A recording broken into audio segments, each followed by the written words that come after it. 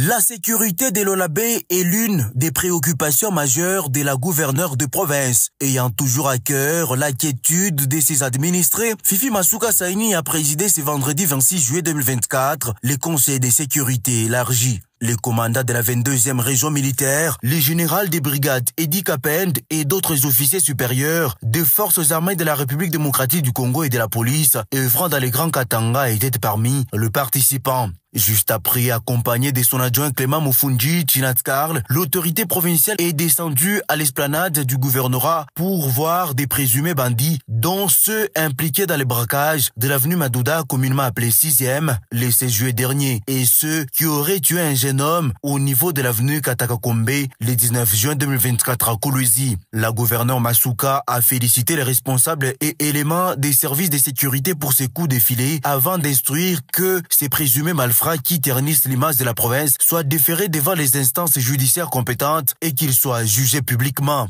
2 armes, plusieurs dizaines de munitions et un véhicule ont été saisis. Le ministre provincial de l'Intérieur a convié la population à la vigilance et à collaborer avec les services de sécurité car une prime conséquente est réservée à toute personne qui dénonce avec des informations fiables les criminels. Les services de sécurité du Lualaba fonctionnent avec les commandements que vous voyez à côté et le travail se fait de jour comme de nuit. Et nous n'allons pas nous arrêter, l'autorité vient de le dire. Ils seront traqués jusqu'à leur dernier retranchement. Il a appelé la population à continuer à vaquer tranquillement à ses occupations car la gouverneure Masuka Saini a pris toutes les dispositions pour renforcer la sécurité de tout le Lolabé.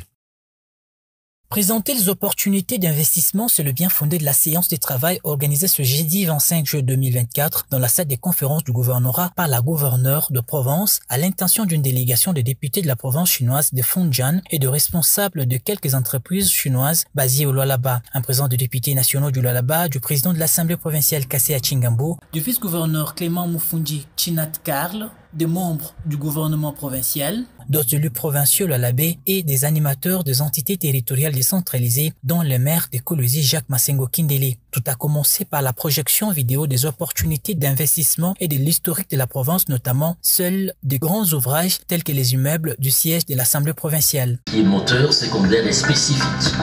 Face à ces nombreuses mutations Elle a par ailleurs lancé un message aux hommes d'affaires chinois de la province de Fujian à venir investir dans la province cobaltifère. Masuka Saini a rappelé l'extrait de l'allocution du président de la République au cours de l'avant-dernière édition de l'African Mining Indaba sur les opportunités d'investissement minier en RDC évaluées à 82%. Aujourd'hui, vous représentez aussi la population chinoise qui est dans les affaires. Il y a encore beaucoup à faire en République démocratique du Congo, spécialement dans la province du Lualaba, où les opportunités d'affaires sont encore très ouvertes. Nous vous invitons à investir au Lualaba par votre canal. Ça va arriver dans les oreilles de ceux qui veulent investir. C'est maintenant. Merci. Le député provincial Zhuang Zhonghan, chef de la délégation chinoise, s'est dit impressionné par la vitesse du développement du Lualaba dans le domaine infrastructurel. Il avoue être intéressé par les potentialités touristiques et du secteur agricole. Nous sommes très impressionnés sur le développement de la province de Lualaba et on croit qu'avec le soutien de ces 2 provinces, on croit que on peut bien développer ensemble. Fujian est l'une des grandes provinces de la Chine avec une population estimée à 42 millions. Elle dispose de 9 aéroports avec plus de 1580 commerçants. Elle est totalement ouverte au monde et aux investissements internes et externes. La cérémonie s'est clôturée par les échanges des cadeaux entre la partie congolaise représentée par la gouverneure Masuka Saini et celle chinoise représentée par Zhuang Zhonghan, suivie d'une séance photo de famille.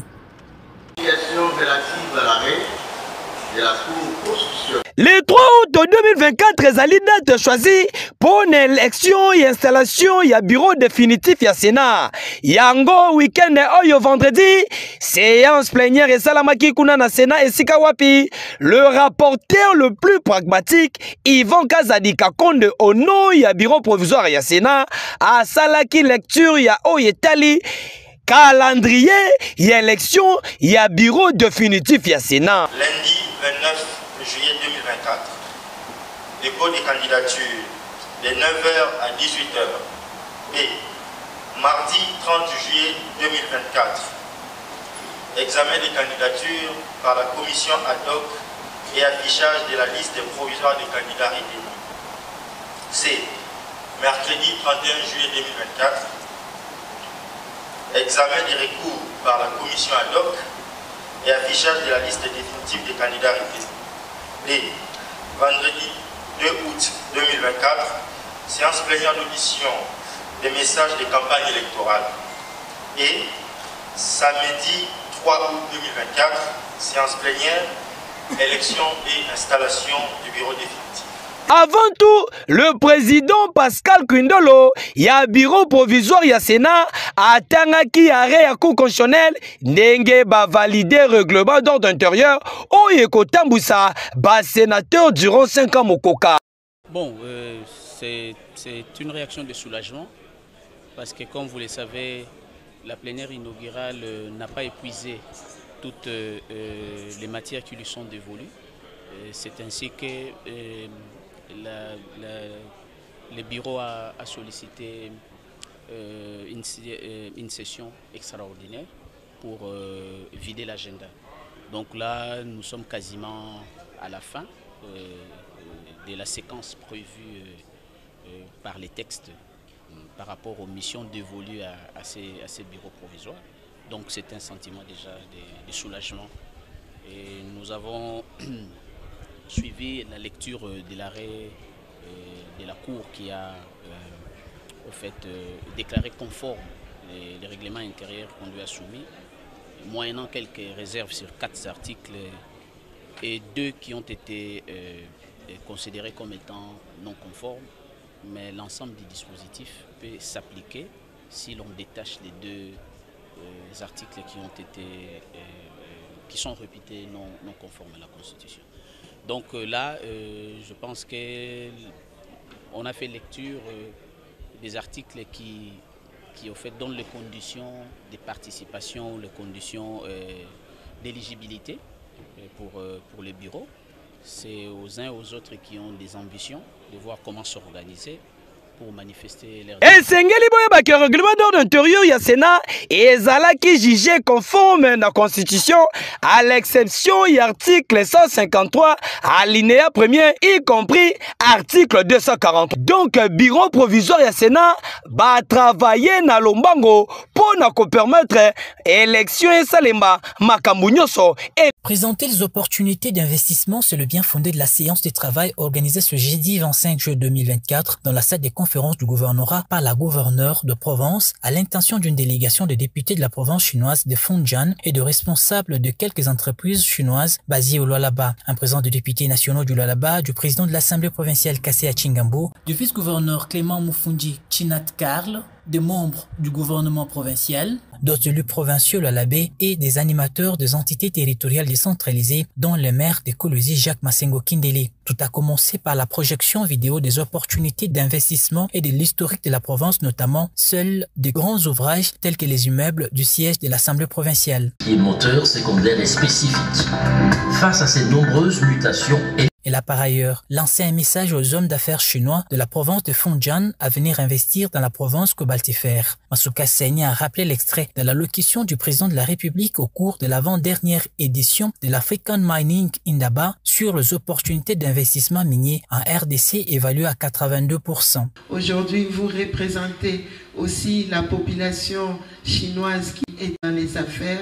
Il y a encore beaucoup à faire en République démocratique du Congo, spécialement dans la province du Lualaba, où les opportunités d'affaires sont encore très ouvertes. Nous vous invitons à investir au Lualaba par votre canal. Ça va arriver dans les oreilles de ceux qui veulent investir.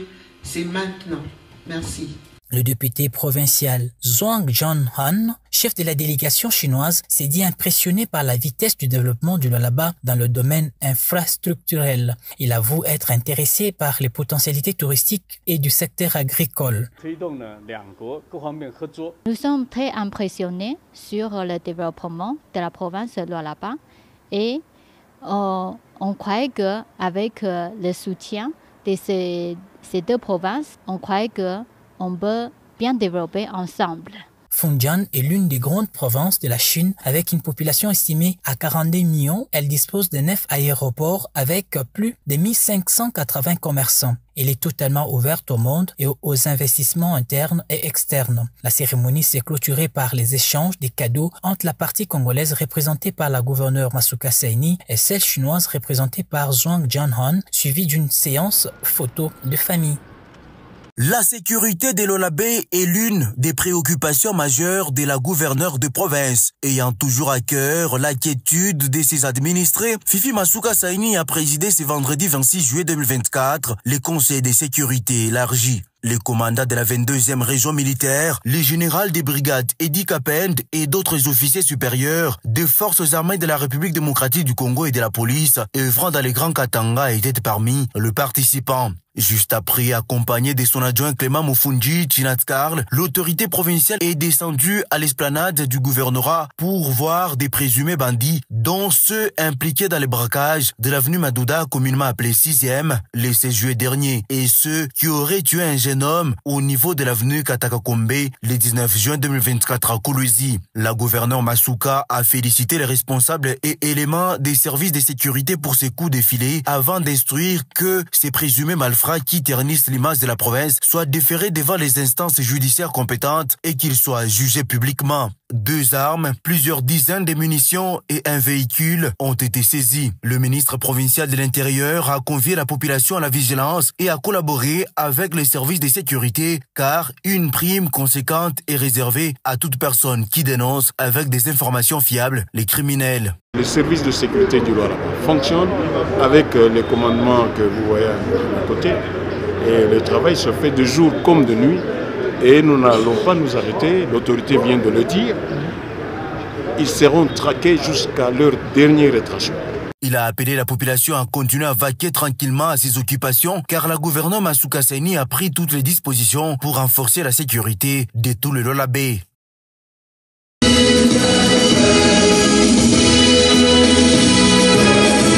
Droit dans ses bottes, 2 doigts en l'air au rythme du refrain de l'hymne du parti. Le secrétaire général de l'UDPS, faisant fonction du président et du parti, lors de sa prise de parole ce mercredi 24 août 2024, invitait la foule à considérer les événements survenus au parti ces derniers jours comme des incidents du parcours. Comme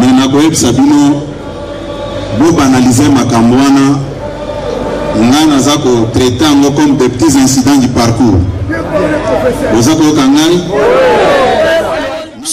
Avant de signaler la mission des bons offices menée par un groupe d'élus du parti en vue de favoriser les retours à la paix et à l'unité au sein du parti présidentiel. Augustin Kabouya dit accompagner la démarche. Pour soutenir l'honorable député Oyo Bazako Tanana Bandekonyonso Pona Bomoko Ezalanakati à parti. Nasepela ki ke ba honorable député basala musala wana ponani parce que baza ko faire partir na une des composantes ya convention démocratique, c'est-à-dire baza baatu oyo baza habilité ya kosala musala wana tosala bango confiance basala musala na bango tina suka mozako kangai. L'heure n'est plus au querelle, a insisté Monabouté. Le secrétaire général de l'UDPS, faisant fonction du président Aïe Augustin Kabouya, a accordé son pardon à tous ceux qui ont nagé à contre-courant. Il les a invités à retourner à la maison afin de se remettre au travail pour la conservation du pouvoir.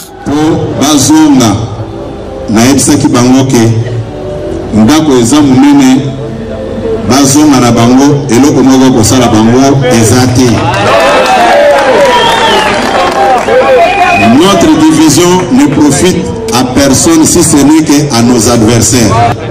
Sikoyo, ceux qui n'ont pas eu Kolimbi Sabato, est-ce que Nalingi parti Ndeyango Nape Nakob Sabino Napoko Alelo, Bolimbi Sabato Nyuso, Tozonga Nakati Andakwa Félix Tshisekedi, Tosala Moussa. Un message court et qui visiblement devra avoir de très bonnes répercussions au niveau du parti dans les jours à venir. Le secrétaire général de l'UDPS faisant fonction du président Ali Augustin Kabouya s'est séparé d'avec ses chefs des structures de base dans une ambiance conviviale.